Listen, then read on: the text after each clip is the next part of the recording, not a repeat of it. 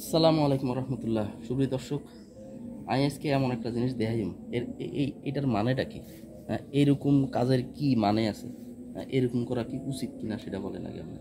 আপনারা দেখলে অবাক হয়ে যাবেন, এটা আসলে কোনো কাম হইলো না এটা। আরে বেটা তুই খা খা ঠিক আছে, কিন্তু একবার এইভাবে খানের কি দরকার?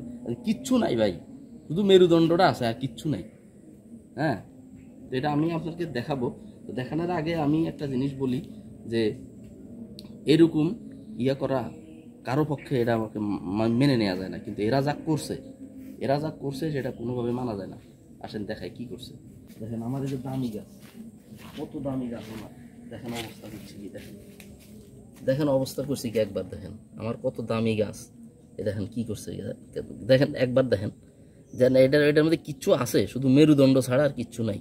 হ্যাঁ, পাতার যে কোনো কোনো পাতা নাই, শুধু যে শিরা উপশিরাগুলো দেখেন কিভাবে মানে সূক্ষ্মভাবে তারা এই কাজটা করছে। ঠিক আছে, হুম, এই দেখেন পুরা শিরা উপশিরা আছে কিন্তু কোনো পাতা নাই। দেখেন অবস্থা দেখছেন, ঠিক আছে। হ্যাঁ, আমি যে এই দামি গাছটা লাগাইছি, হ্যাঁ, এখান থেকে কত দামি দামি ফল হবে, কত কিছু হবে, সব আমার একেবারে আশায় নিরাশায় একেবারে ঘুরে বালি হয়ে গেল। এখন এই এই দুঃখ আমি কার কাছে বলবো? তো এই যে কাজটা করলো, যে যে যারা যে যে যেই হ্যাঁ, যে ষড়যন্ত্রকারী এই কাজটা করলো, তার কি বিচার হওয়া উচিত?